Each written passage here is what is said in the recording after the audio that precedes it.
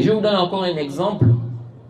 Dans le Coran, Allah nous dit dans la sourate 5, verset 105, Allah dit Ya ayyuhalladhina amanu alaykum anfusakum la yadurrukum man dalla idha ihtadaytum. Allah dit oh vous qui avez cru, Ya ayyuhalladhina amanu alaykum anfusakum. Oh vous qui avez cru, vous êtes responsable de vous-même. Alaykum anfusakum la yadurrukum man dalla idha ihtadaytum. La yadurrukum man dalla idha ihtadaytum.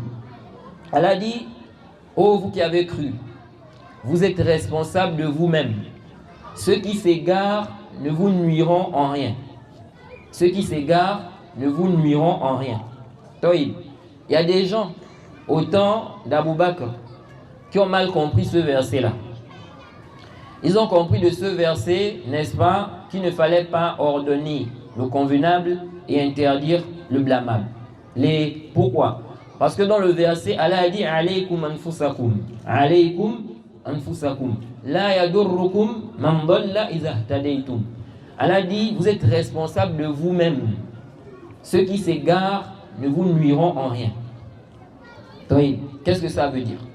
Abou Bakr, n'est-ce pas, a pris la parole et il a expliqué aux gens. Il a dit aux gens, n'est-ce pas, que vous lisez ce verset et vous le comprenez mal. Et il a expliqué le sens du verset. Alors, si quelqu'un prend ce verset-là et il se base sur ça pour dire qu'on ne doit pas ordonner, n'est-ce pas, le bien et interdire le blâmable, ok? Donc, il fait abstraction de tous les textes où, n'est-ce pas, il est recommandé d'ordonner le convenable et d'interdire le blâmable. Il dit non, on ne fait pas ça à cause de ce verset-là. Ici, on va dire quoi? On va dire que celui-là, il a une mauvaise compréhension de ce verset. Il a une mauvaise compréhension de ce verset. Et on va dire qu'il n'est pas en train de suivre quoi? La sunna. Il n'est pas en train de suivre la sunna. Donc quel est le sens? Quel est le sens de ce verset?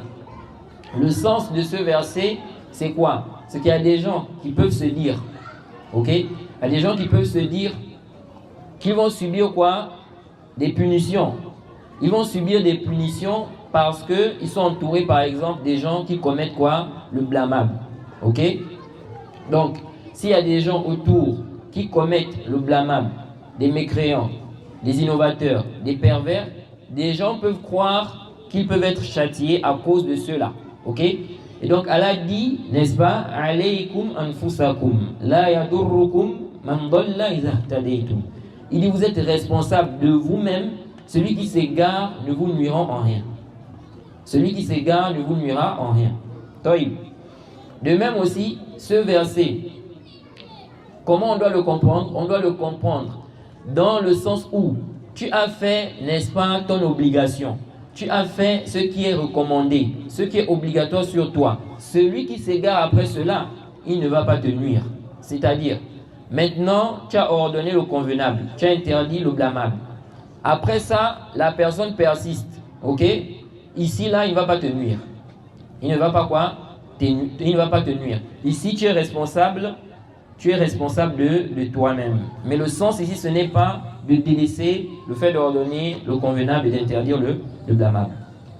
Et ceci car il y a plusieurs textes, n'est-ce pas, qui montrent qu'il faut ordonner, n'est-ce pas, le convenable et interdire le blâmable, tel que le hadith du prophète Mohammed sallallahu alayhi wa sallam, comme on va le voir, où il dit, hadith d'Abi Sa'id al-Khudri dans le Sahih Muslim, Man ra'a minkum munkaran falyughayyirhu biyadihi fa in lam yastati' fa bilisanihi fa in lam yastati' fa biqalbihi dhalika ad'afu al-iman.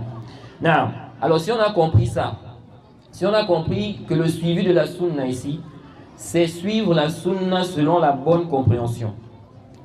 Qu'est-ce qu'on retient, n'est-ce pas, de cela? On retient de cela qu'il ne suffit pas de prétendre suivre la sunna. Il ne suffit pas de faire certains actes, n'est-ce pas, qui sont mentionnés dans la sunna, pour qu'on dise que tu es sunni.